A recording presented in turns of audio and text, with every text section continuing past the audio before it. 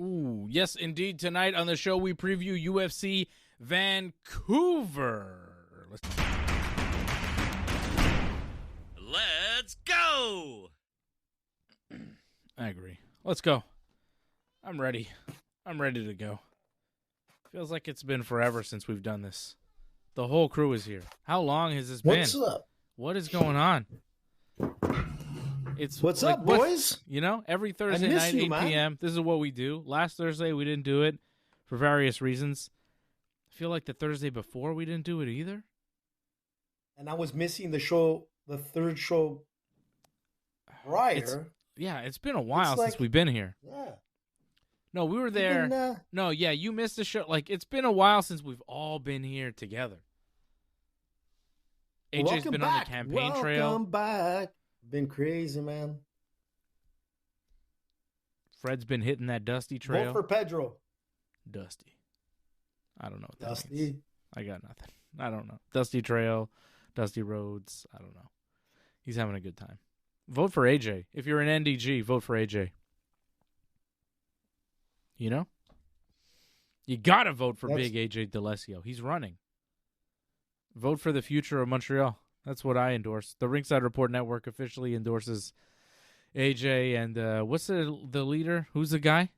JFK, Jean-François Kakou. JFK, man. He's so cool. Have you seen his videos? The guy is I've like seen a couple of his videos, that you've sent to me. He's got like 1.1 million views. I mean, look, we're on the outside. But let me tell you, man, a lot of young people know this guy. And they come up to me and they know him by name. They know his party. Yeah. I'm telling you, something's happening, dude. Well, and he's a very bright guy, and I think he'll make a great Montreal mayor. There's no doubt about it. A couple of the videos that you've sent to me, and I've clicked on them and I've watched them, which is more than I would say for most of the videos you send me, AJ. But because you and your brother are both running for this party, and because I'm so disillusioned with all the other choices for mayor of Montreal, I'm for sure voting for JFK. If he's on the ballot in my area, I can't vote for you because you're not, I don't live in NDG, so I can't vote for you. I really would love to vote for you or your brother, but unfortunately I can't. I don't know if Future Montreal even has a candidate running in my riding. Yeah, he's there. He is? Mr. Penna. Okay. Well, he's got my vote, and JFK's got my vote because I'm going with AJ. If AJ believes in it, AJ's my boy. If AJ's running, me and AJ don't agree on most things politically, I would say. Maybe anything politically. But, I know who you are fundamentally, and I think at a local level, you could do a lot of good. So I do support you, and I support your run, and I support JFK and Future Montreal for the future of Montreal. Partly because I'm so, disgusted with all the other choices that if you're going to endorse somebody, I'm going to go with you. Well, thank you very much, man. Freddie can't vote. He's on the other side. Get closer to your microphone, please, sir. Can you hear me? Yeah, I said Freddie can't vote. Can you? I said Freddie can't vote. He's on the other side. Yeah. I don't live in Montreal. No, he lives on the South Shore. What? Look at that, man. Jason wants me to promote in Mexico. Damn right I'll do that. Well, you should respond to him. I don't know. Maybe he didn't. Sorry, Jason. Where did you write? I've been busy, man. The last 3 weeks, I can't even begin to tell you. Today I did a speech on World Food Day. Today is World Food Day. I made a speech on that. I talked about the difficulties for people finding quality food and finding affordable food. And it's getting harder and harder. The food banks are packed to the gills. We got to find the solution. Nobody should be left hungry. Mm-hmm. That gets me mad. And when AJ gets mad, well, let me tell you, today in NDG Park, they heard it. They've got a bit of a snip of it. I thought you were in Oxford Park. Well, yeah, I call it Oxford Park. Yeah, in Oxford Park, which Oxford is actually Park called George St. Is George it's actually St. Pierre called George. NDG George St. Park Pierre is Girard Park. Right. Correct. I was at Oxford Park. Who you think George you're talking St. to, okay? Yeah, man. Well, I was at NDG Park, too. I was talking a star away, for the NDG Links, okay? I'm NDG through and through, all right? Don't mess with me. Don't worry, man. I'll get you on the baseball stuff once we're in. We got to make baseball great again. You know what I'm saying? I think NDG baseball is actually doing pretty well. Well, yeah, better this year. Yeah, it's because of great people. Jason, I'm going to look at that. Foundation. I apologize. All right. Before we get on to UFC Vancouver, which is the subject at hand, I want to clean up a couple of things that happened while we were off for birthday reasons and whatnot. Magomed Ankalaev lost to Alex Pereira. He got stomped out in the first round. Got absolutely smoked a couple of weeks ago, guys. I don't think we've had a chance to talk about it here on the show.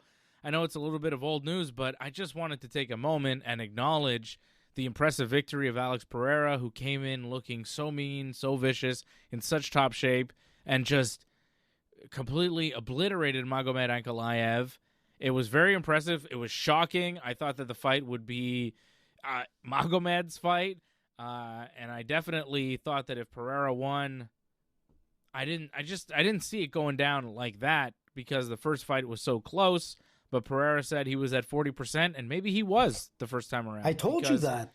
At 100%, I mean, I think you were right there because he looked. But fighters say that all the time. Like, nobody comes in at 100%, you know? Like, I mean, Ankalaev right now is saying he had, like, rib injury, so I hate those. If you show up, man, just live with the fact that you showed up, you know? So it's 1-1. There'll be a trilogy. It's going to be great. I can't wait to see it. And, yeah, Pereira, I loved how he was aggressive in this fight. He just came – because, like, after losing a fight, he could have been, like, tentative or whatever, but he just went and brought the action to Ankalaev, and that was great for him, man. That's how he pulled off the win. It was an but amazing if you remember fight. The first fight – first fight, Dave? Sorry, yeah, go ahead. Like the first fight. Yeah, I was going to say with Pereira. Remember what I said when we were looking at that fight? I said there's something wrong with Alex. He was so flat-footed. He wasn't engaging. He wasn't the same guy. There was something wrong with him, and that was pretty clear. Magomed looked perfectly fine to me, but Alex came in at 100%, and man, he just destroyed him there. He didn't just beat him; he destroyed him. Well, how about this? Let me pose a different question to you. I mean, obviously, Pereira beating him in the first round, knocking him out, was amazing. Right, Jason. But given that they are 1-1, would you like to see a third fight between the two? I know that Pereira is angling for a fight possibly with John Jones, which would be very exciting. I think we'd all prefer that fight over any other fight. But, you know, if John Jones isn't an option, there's talk of him moving up to fight Aspinall at heavyweight, but I don't know if that's real or not. Say he has to fight somebody at light heavyweight. Who do you throw out there? I mean, do you give Yuri another shot? Do you just do a trilogy fight with Ankalaev? What would you do? I mean, if it's light heavyweight, it has to be Ankalaev. You got to go with the trilogy. I mean, it's 1-1. Yeah, this last fight might have been a knockout, but the fight before that, Ankalaev won. And I don't want to hear stories of injuries about either guy, you know, for the first fight or the second fight. You both showed up, so live with your decision that you showed up, and let's go for the trilogy, man. I think that's what the fans want. Like Yuri, all those other guys, yeah, they're interesting, but no, the fight to make is Ankalaev. And if the John Jones fight is really a possibility, then maybe he goes up there. But I don't want him to wait.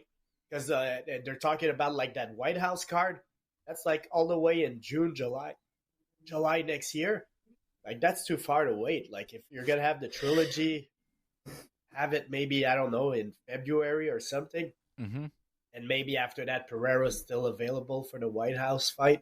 But my first option would be the trilogy. And I still don't believe John Jones is really back. Yeah, he would. John Jones would probably take a fight against against Pereira because it makes sense for him. But I'm not convinced John Jones coming back. So if you're Pereira, man, just go for the Ankalaev trilogy. AJ, we're hearing everything going on in your house right now. You got to turn your gain down on your microphone or something. What are you doing? Hold You on. got to get your man. microphone Hold on correct, AJ. You're Hold on a sec. shouldn't pick up. You hear everything? Yeah, I was hearing Give hello. me a sec. Let me I was find out hearing what the people heck talking. is happening. Fred heard that I know too, it's right, like Fred? AJ's house gets wild, man. I'm telling you. Crazy. Let me go calm him down a bit. Well, no, it's Let me okay. I calm him think it's down. quieter now.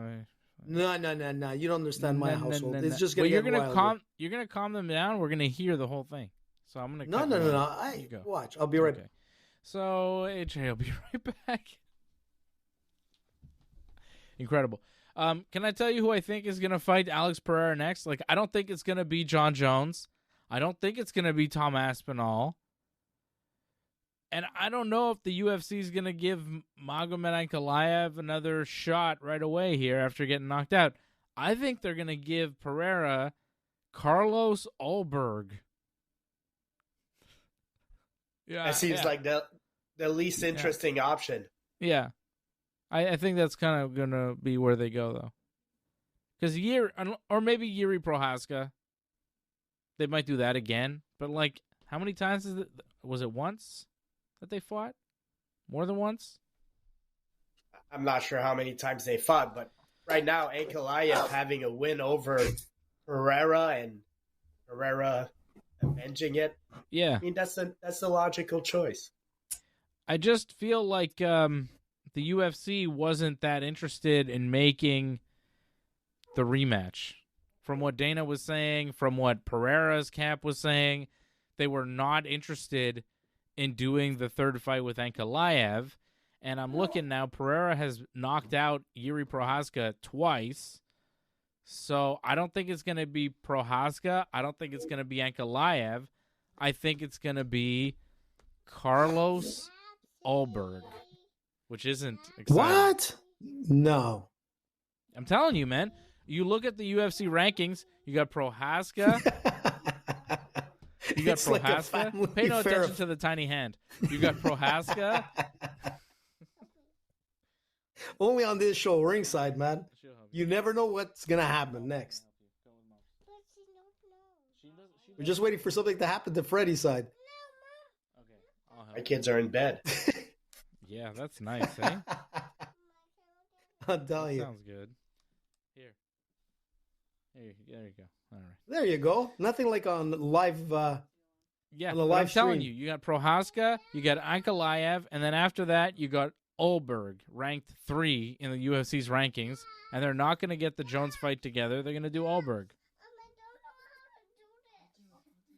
When? For the White House fight? No, I I think don't just think that's- for Pereira's next fight. They're not going to do the White House fight. That's all big talk. Oh, it's going to happen, Dave. I'm telling you, it's going to happen. I'll believe it when I see it, but like, you don't want Pereira to be on the shelf. Like, Pereira's been a guy that's been active, man. Don't put him on the shelf until next July. Like, find him a fight, whatever it is. I want him to see him fight.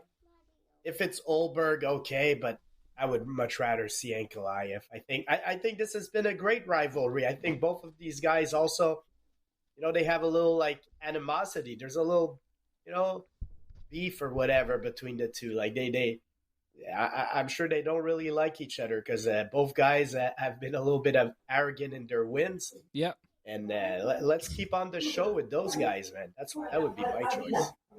I agree. I mean, I don't disagree with you. I'm just reading the room of the UFC. AJ, I'm hearing everything again. Again, oh God. Yeah, your microphone, like, you're picking up What too the much heck? of the room. You got to turn your How is that microphone possible? volume down. And, okay, the I just volume to did, the man. mic. I can't believe I have to teach you this again. It's like the millionth time. You're never going to get elected at this rate. You got to turn the microphone volume down because the fact that your microphone volume is so high, it's picking up everything in your whole house. You Well- turn the microphone volume down, and then you talk into the microphone. See, you turn your Listen, microphone Chico, you volume guys are way the ones up who installed to this. give you the luxury of talking way out here. The problem is, when you're talking way out here, everybody that's way out here is also heard, AJ. I can't believe I'm hello? still explaining this Listen, to you. man, We've you been guys doing set this show this up for me. like, You think I don't know how long you've been on this I show, haven't touched AJ, this since, but like, the for fact 2 that I have to years. explain this basic stuff to you still at this point is amazing to me. Amazing. Listen there, Vote listen for there, AJ. hombre. Can Listen, you hear hombre. it? Huh? I hear Can you. you hear it now? No. Okay, does it sound better? I'm just saying we've been through these things so many times, man. Listen, man, for 2 years, I haven't touched any of this setup just so I wouldn't mess. This is the first time I've touched this thing in 2 years. That's not I swear, true. there's cobwebs on there. I'm telling you. I haven't touched this. Somewhere. Cobwebs in Maybe your I brain. should clean it. And somewhere else, too, but I won't say it. Yep, there, too. Puffs of smoke coming out of Halloween. That thing. Nothing. Just no empty. Smoke, bud. Empty. Yeah. Sponsored by Viagra. All right, so we got Pereira winning, and then last weekend we saw Oliveira winning. He beat the Gamrot. Nice submission victory for Charles Oliveira in Brazil. Big win for him. That was nice. Chucky. Yeah. Joao Alvarez with a nice win over Vicente Luque as well. Big wins in Brazil. Jose Aldo officially retiring. So that's cool. Sad. Well, one of the greatest of all time. I mean, at a certain point. Yeah. How old is he now? Like 42? What is he? That's crazy. Is he? Wait. You say that, and I go, that's crazy. There's no way he's that old. Then I'm like, well, maybe. I mean, then I remember how old I am. I'm like, I guess 42 isn't that crazy. It's a possibility there. Aldo is 39. That's it? I thought he was in his 40s, man. He just turned 39. Wow. Still, he's up there.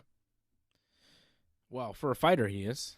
For a human, he's still relatively young. He's relatively, he's still young, but for a fighter at 39, in the wars that he's fought, it's enough. He's like 93. Turn it around. Already. Yeah. Okay. Who is next for Khamzat Chimaev, the UFC middleweight champion? Is it Nasruddin Imavov, or is it possibly the winner of this weekend's main event, Reinier de Ridder, RDR, and Brendan Allen? I still don't know. I think we're waiting to find out. Because I think Imavov's win over Caio Borralho was impressive, but I don't think it made the whole MMA world go, ooh, we got to see Imavov against Khamzat. That's the fight to make. No one really woke up the next morning going, I need to see Imavov versus Chimaev. So I would like to see the winner of RDR and Brendan Allen come out looking spectacular. Give me a knockout. Give me a submission. Give me an impressive victory where MMA and MMA fans say he'd be an interesting matchup for Khamzat Chimaev. Because Khamzat is such an impressive fighter, looks so dominant and unstoppable at this point, that we are waiting for somebody to be his next challenger that would be, a tough test. And I look at Imavov and I go, yeah, he might be tough, but it's not super exciting. I'd like to see RDR or Brendan Allen come out of this weekend looking like the next middleweight title challenger.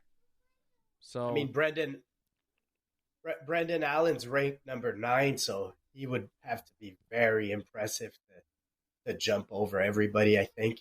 Yeah. But RDR, I believe the UFC is probably waiting to see if RDR is impressive. Like, if RDR has an impressive win, he'll probably get it.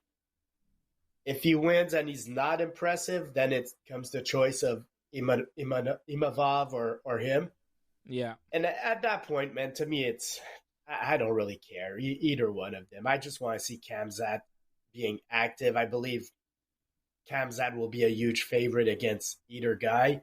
Yeah. And he's going to win against either guy. But I want to see Khamzat being active. So whatever brings me Khamzat being active the quickest, that's what I'm choosing. I agree. I mean, does RDR even enter into the conversation with a win over Brendan Allen, considering he was supposed to be fighting Anthony Hernandez? Hernandez pulls out of this fight. Hernandez was really the, top challenger. He was on a win streak. He was the guy that, okay, between Hernandez and RDR, winner of this fight possibly gets a title shot. Is that still the case, even with a win over Brendan Allen? Because it's Brendan Allen and not Anthony Hernandez? And, similar, like, does Brendan Allen enter into the conversation if he beats RDR? Because I think he should, in fairness, because, you know, he's got a couple losses on his record, but still he is ranked number 9, Brendan Allen is. He's still one of the top-ranked guys, and a lot of people are looking at RDR as, you know, a potential title challenger. So if you beat him, I think you should be in the conversation, at least. But I don't know. I feel like maybe no matter what, we see Imavov versus Khamzat, unless RDR comes out of this fight weekend looking incredible. Maybe, but RDR has a win over Whittaker. I think that's a big card in his game to ask for that shot. So if he's impressive this weekend, I'm going to favor RDR. But like I said, I just want to see Khamzat active. Khamzat's going to be the guy that dictates this, and whoever's ready to fight him, let's make it. How about Sean Strickland? He's the wild card in that division. He's suspended now for a while. Oh, yeah, because he fought somebody. How long? 6 months? What did he do? Something. He fought. Well, he was cornering a guy, and then he got mad at. Yeah, he did Sean Strickland stuff. You know, classic Sean Strickland. Vintage. But that's a name that you'd want there, that's for sure. But yeah, I kind of feel like he would be the most fun. But didn't him and Khamzat train together or something? Aren't they buddies? I think they'd still fight. I'm not sure. I think so. I'd like to see that. I think Khamzat wins, though. I don't think anybody at middleweight is touching Khamzat. I agree. I think we're having 2 different conversations that we could just put into one. And just say, hey, Khamzat, move up to 205 and fight Pereira, bro. Let's see that. That would be awesome. It would be interesting, Fred. You're saying no, but, come on, man. It would be fun. I like guys to stay in their division. And if anything, man, I prefer the idea of Pereira moving up to heavyweight because next week is Cyril Gane and Aspinall. And I'll tell you what, man, whoever wins that, after that, there's not a lot of interesting matchups at heavyweight. So, You tell me it's Aspinall against Pereira. I don't hate that. Gane against Pereira. I don't hate that either, man. So if I have a choice of somebody moving up, I'm gonna go with Pereira going to heavyweight. Yeah, I could see that. That'd be a fun move. You know, we wanted to see it when John Jones was the champ. I think Pereira versus either Gane or Aspinall would be fun. Man, and if who's Cyril there Gane, after? Huh? Who's there after Gane and Aspinall? It feels like the heavyweight division is pretty weak after that. Yeah. I don't know. There's Volkov, Pavlovich, Blades. Those are all names we've seen already, so I don't know. Jailton Almeida is kind of interesting. Yeah, he's there. That's true. Right? What's his record? Has he lost? Has he been exposed for any reason? Jailton, let me see. What's his record? He's ranked 5 right now. Jailton Almeida, 34 years old, Brazilian, 22-3. Curtis Blades knocked him out. That sucks. Yep. No, forget him. If Curtis Blades is knocking you out, bro, I can't believe in you anymore. You know? It's just hard. Yeah. It's hard to believe in. But, you know, Jailton's kind of fun. But I think Jailton would get smacked up by Cyril or Aspinall. Man, if Aspinall loses next weekend, it's going to be so funny. John Jones will laugh forever. Everybody's saying he's ducking Aspinall.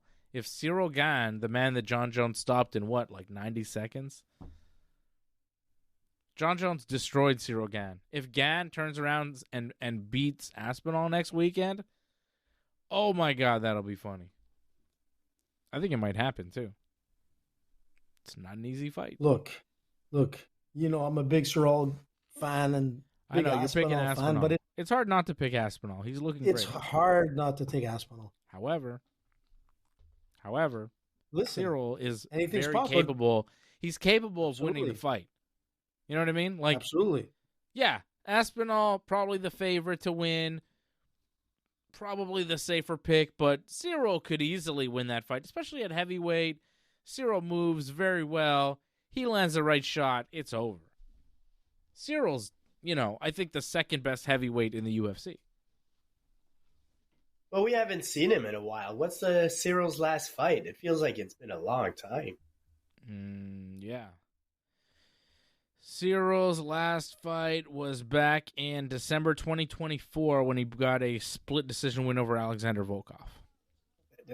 And it wasn't impressive. Now you mentioned that, I remember. I think a lot of people had Volkov winning. Even Dana White had Volkov winning, if I remember correctly, after the fight. So, like I say, I think the heavyweight division might need some new blood, man. Pereira, that might be the time for him to go to heavyweight, man. And guy has knockout power, man. Ankalaev's a big guy, so I'm sure Pereira could do well at heavyweight.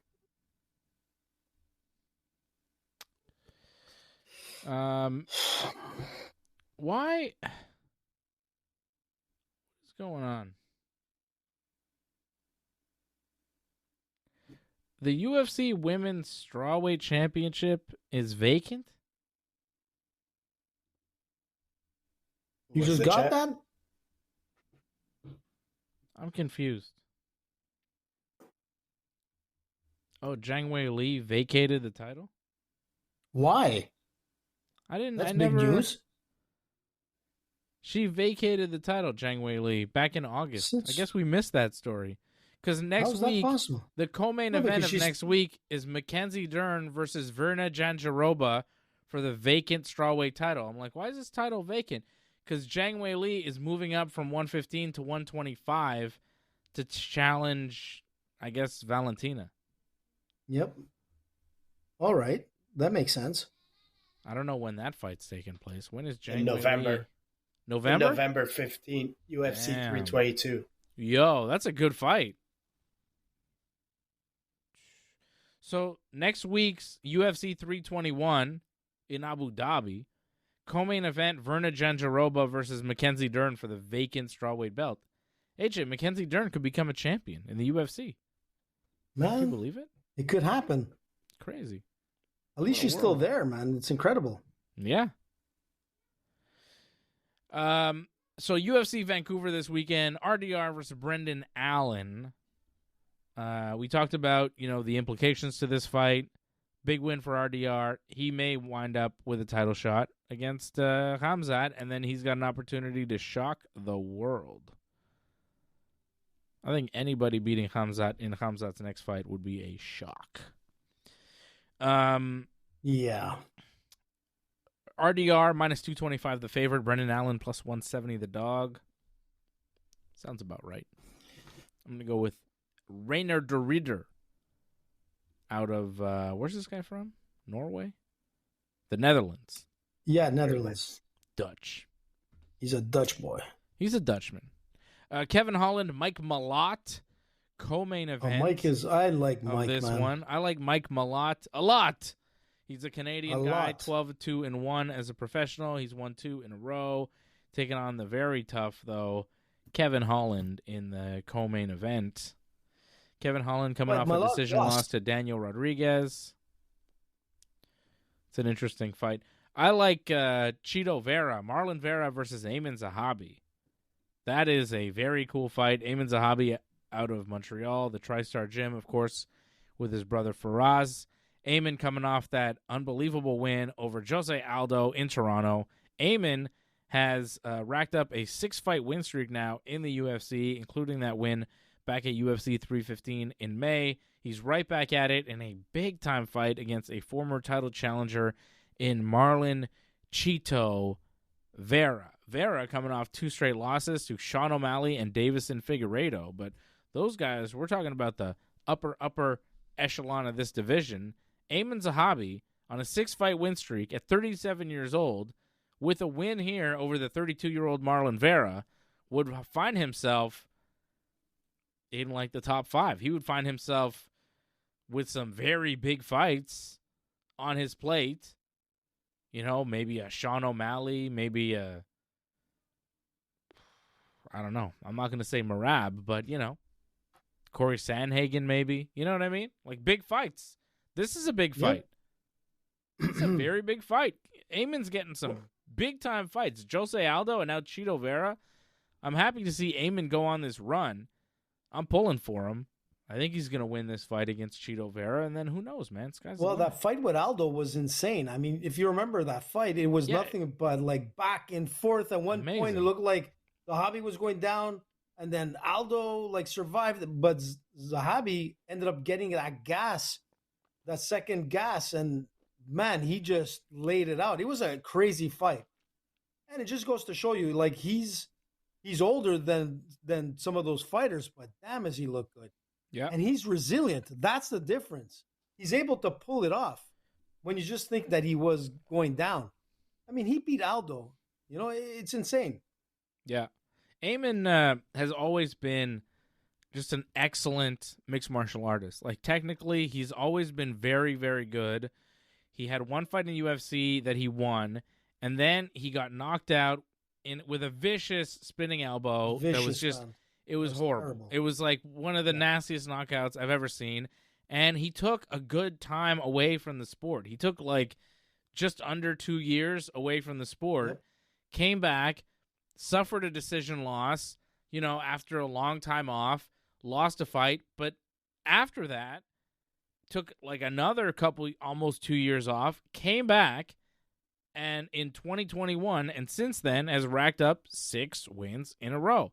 Like the career resurgence for Amin, the potential fulfilled for Amin in his kind of mid to late 30s is really rare in MMA, and it speaks to the skill and that he's always had. It's just the activity. You know, he hasn't been the most active fighter, but he's got what it takes to be one of the elite fighters in the UFC.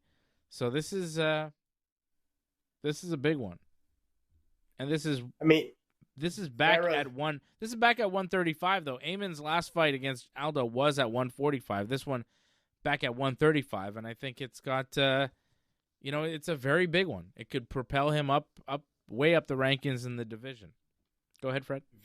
Vera's 1-3, I think, in his last 4. So like this is a very winnable fight for Amin. So yeah, opportunity knocks. You gotta take advantage of it, and hopefully he does. I'm going to pick Amin in that one. Marlon Vera.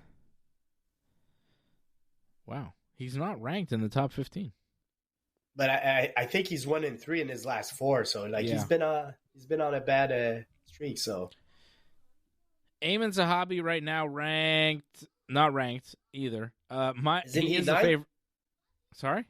I thought he was ranked. No? He's ranked at featherweight, 9. Oh, no, wait, sorry. He is ranked. Sorry, I'm looking at the wrong division. Marlon Vera's ranked 7th. Amin's ranked 9th. I was looking at featherweights. I'm looking at the bantamweight rankings. Marlon Vera is ranked in the top 10. He's number 7. Amin is ranked number 9. Like, this is a big fight. Amin jumps Marlon Vera, and he's looking at fights against, you know, an Umar Nurmagomedov or a Song Yadong or a Davison Figueiredo. Like, big fights against the top of the top. This is a huge one. I think they announced Song Yadong against Sean O'Malley, which is going to be a fun fight. That's a good one. They also announced Merab Dvalishvili against Piotr Yan. Yeah. That's also happening. That's a good fight, man. Merab third title defense in 2025 for Merab. That would be a record. Defending the title 3 times in a year. I love Merab. I can't say enough good things about him. I think I've been reading comments and people are like, he should be number 1 pound for pound. No offense to Islam. Yeah. What Merab's been doing is very impressive. I think probably the most. I agree with that. Like currently, it's the most impressive streak that's going on. Yeah. If Merab wins against Piotr Yan in December to close out the year, I think most people in MMA, when we're doing our year-end recaps, will say Merab Dvalishvili is the fighter of 2025. Beating Sean O'Malley in June. Sorry, this is going to be his 4th title defense of 2025, Fred. Do you say 3rd? This is 4th. Well, he won the title, and then he defended it 3 times. Oh, right. But 4th title. No. He won the title in 2024. He defended against Umar in January, defended against O'Malley in June, defended against Sandhagen earlier this month here in October, and he's set to defend for a fourth time against Petr Yan in December. That would be 4 title defenses in 1 calendar year. If he can win that fight, he is hands down the fighter of the year, and he should be regarded as the #1 pound-for-pound fighter in the world, because who's doing that? He's not just winning fights. He's winning fights against the elite of the division. These are all top 5 guys. He was an underdog in the Umar Nurmagomedov fight. He was a betting dominating underdog. them. Say it again? He's dominating them. All those fights he dominated. He dominated O'Malley. He dominated Nurmagomedov. He pretty much dominated Sandhagen. Oh, yeah. Just crushing the competition, making it look easy against the very best fighters in the world. Merab Dvalishvili is the man. He is the best. He is the fighter of the year. I'd say win or lose against Petr Yan, but a win, which I think we're all expecting. Like, a win is going to be nuts, man. Merab and the thing is, he comes out of those fights and he's hardly touched. Like, there's never a scratch on him. He never looks like he's been devastated. The guy looks like he just went in and just came out of the shower. I mean, it's ridiculous. I saw Dana White talk about Merab, and he was like, yeah, I've come around on Merab. I didn't really like him before, but now, because Dana, as a promoter, you're like, this guy is an unbelievable champion. He's main eventing pay-per-views. He's defending the belt 4 times in 1 year. Like, come on, man. He's got a great personality also. Like, how can you not love Merab? Man, Merab's funny. He's great. They need to get the machine behind Merab. I saw the video of when he stole O'Malley's jacket when Sterling and O'Malley fought. And I remember I loved it back then. Merab was already like, this guy has personality. This guy has talent. This guy, you should be the company should be behind him. I agree. I think Merab is one of the most dynamic characters in the UFC. I love him, and I'm glad that he's getting a big fight. We've got a lot of big fights in Vancouver, a lot of Canadians in action. We got Jasmine Jasdevicius taking on, from France, Manon Fiorot. We've got Kyle Nelson, the Canadian, taking on Matt Frivola. We've got Charles Air Jourdain from Montreal taking on Davy Grant on the prelims. Just loads of Canadians on this UFC Vancouver card out in the West Coast coming up on Saturday. Very cool. A lot of cool fights. Yeah, a lot of cool fights and tough fights, I'll say, because Davy Grant is not an easy fight for Jourdain. Kevin Holland, I think, I'm leaning towards Kevin Holland because I feel Mike Malott is going up in competition. Like, you know, we always say, like, Kevin Holland, he's up and down. He loses a lot of big fights. But I think this is, like, Mike Malott's biggest challenger that he's fought in the UFC. So, a lot of tough fights, man. You mentioned Manon Fiorot. She's always a gamer. Marlon Vera against Zahabi. These are all tough fights for the Canadians, but it should be fun. Look, you're looking at Charles Jourdain, like, you know, going into this fight against Davy Grant, and you're right. He's like one tough guy. But when you look at the age difference, Davy Grant is, I think, close to 40, and Charles is around 29.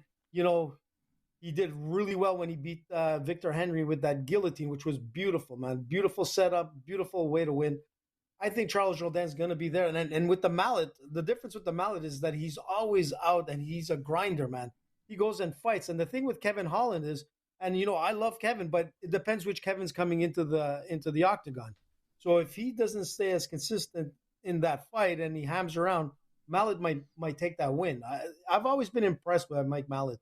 And fighting in his hometown, the guy always performs.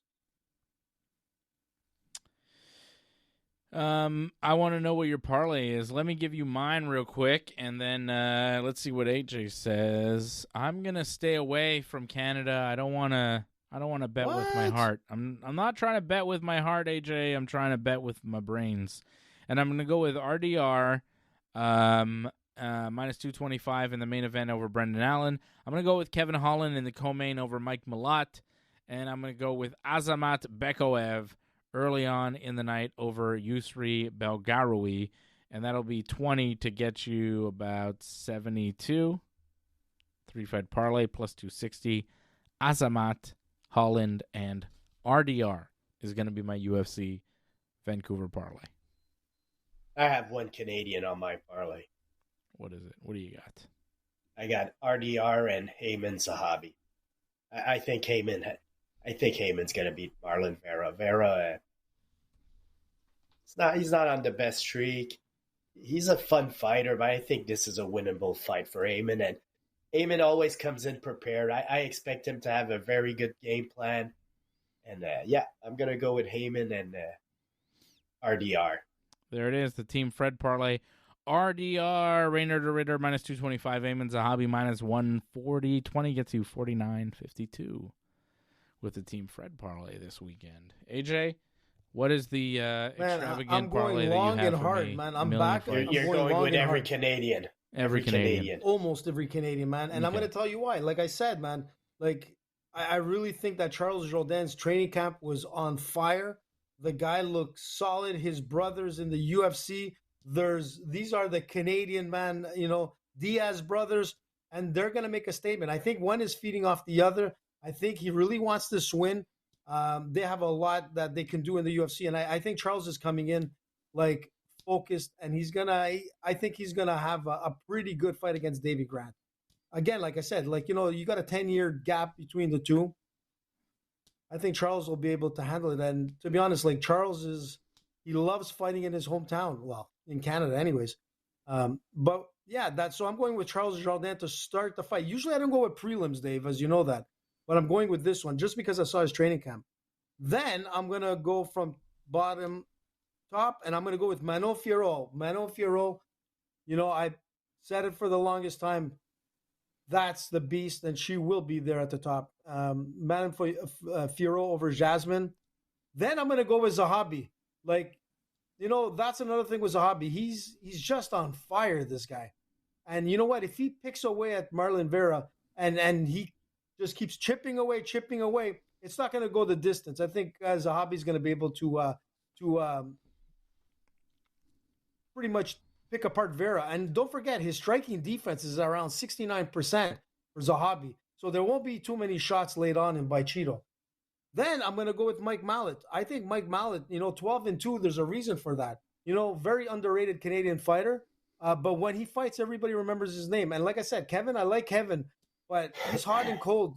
I know Mike is going to perform, no doubt about it. And then I'm going to be with you guys with RDR. I think,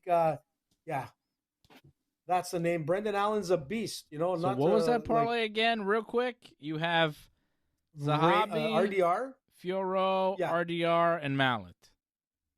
And Jourdain. And Jourdain. Yeah, and you got RDR on there? Yeah. It's a five-fight parlay. Oh, yeah. It's a 5-fight parlay, and here it is. It's Team AJ's parlay. He just gave it to you, but I'll give it to you again. It's Charles Jourdain. It's RDR. It's Mike Mallet. It's Aben Zahabi. It's Manon Fiorot. It's a plus 931 parlay. 20 will get you 206.12. That's pretty good. That's a lot of money. That's coming out, man. I'm telling you. Cash money for you if you want it. In Canadian dollars. Right. Maybe AJ will be right. Maybe AJ will be wrong. We will see. We will see. It's about 67 American, somewhere around there. We will see. Dodgers win again, 3-0 up on the Brewers in the NLCS. Dodgers are winning the World Series, I think. They're pretty good, eh? Damn. Seattle. Well, I mean, they got to beat the Jays. Jays showed life last night. I was happy to see the Jays win a game. Going down 3-0 is kind of boring. I don't want them to get swept. Even if they win, whatever. I really, I'd rather see the Jays win the World Series than the Dodgers, The Dodgers winning again is just they spent more money than anybody by far. All the good players go to them. They have 2 all-star teams as their roster. It's ridiculous. They won last year. Five World Series of the Yankees. Huh? Isn't that what happened? The last 5 times the Yankees won a World Series, they had the highest pay. They had all that. Yeah, well, they should do that again. They need to get that going again. They need to start spending more money than the Dodgers. Come on, man. Be cool. Yeah, I mean, I don't disagree, but it's just kind of man, the Dodgers, when it's not your team that's the dominant force, and it's another team, it's not as fun. I don't like it as much, So I'd like to see the Dodgers lose. Like, I root against them because they spend way more money than everybody. They won last year. They seem to have all the free agents and all the best players from Japan go to them. It's like the game is almost rigged in the Dodgers' favor. But, like, Dodgers fans would be like, well, shut up, don't complain. And, like, yeah, you're right. It's fine. That's how baseball works. They're playing within the rules. It's just like, as a baseball fan who isn't a fan of the Dodgers, I go, fucking Dodgers. You know, I'm a Yankee fan. You mentioned Asian players, man. Yamamoto having a complete game. Amazing. You don't see that no more. So no, go Dodgers. Yeah. Well, no, I don't know. There's something about the Dodgers I really don't like. I think it's mostly because they beat the Yankees last year and their owners like willing to spend, and the deferred contracts, like paying Ohtani until like 2040. Like, it's a little, I don't like that so much. I don't know. Antoinette in the chat, go Jays. Yeah, Jays. You know, let's see them even up the series. I'd like to see Max Scherzer like have a nice game. He's 41 years old. He's got 2 different color eyes. It'd be nice if old Scherzer could come and have like a nice performance on the mound in the playoffs. He was left off the Blue Jays roster in the ALDS. You know, he's in the ALCS. He's pitching a crucial game 4. You know, I'm rooting for Scherzer to do well. You know, I'm a baseball fan. Seattle's up 1-0.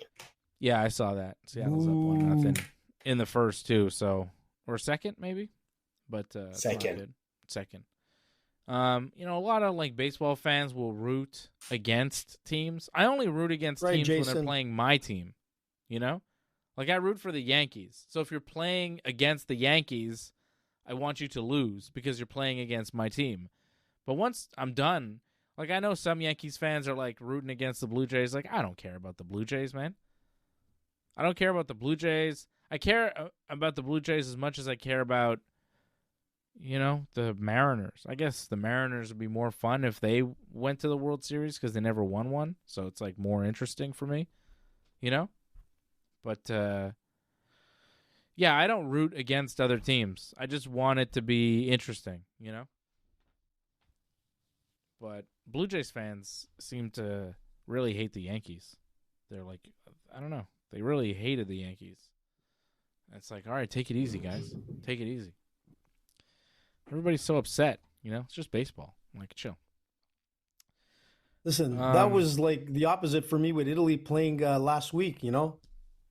We had to have 2 wins. We ended up beating Israel on the Sunday game, 3-0. So Italy might be back in the World Cup. That's more concerning for me. And I'd rather see the Jays win, by the way. Oh, yeah. Like, I'm not a fan of Italian football, but I do want to see Italy in the World Cup. I would like to see Italy in the World Cup because it's not really the World Cup without Italy, you know? Getting stressful. Antoinette say Yankees fans were harassing her. I mean, it's funny because as a Yankees fan, I feel like I was harassed quite a bit by Blue Jays fans, but, you know, I guess both sides. Wow. But I was getting really just like hammered over that series, and it was a little much, you know? It's a little much. I didn't like it. But they're gone now, so it's okay. Losing. Don't worry about it. And it's like, you don't rub it in. Like, I don't care about your team. I'm pissed at my team because they suck.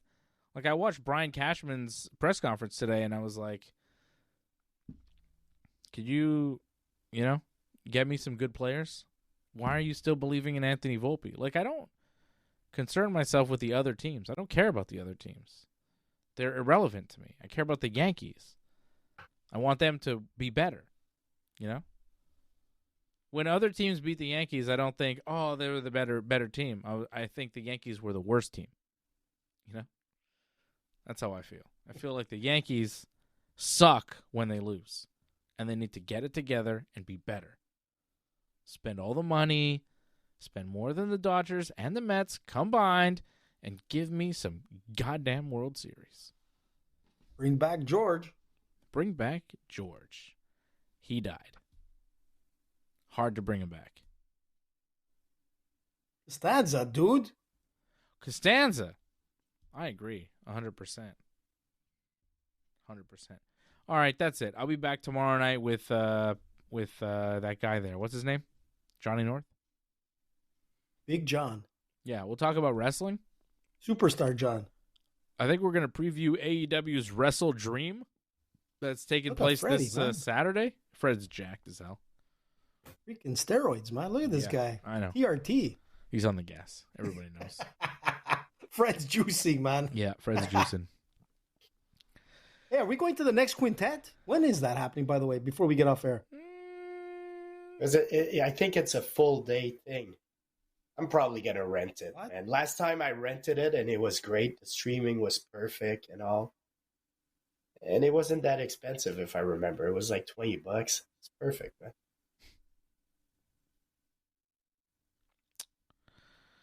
Yeah, I think that's the way to go. Going to a place all day is hard to do, so we'll see. We'll keep you updated. I'll be back tomorrow night with Johnny North at, I don't know, 10.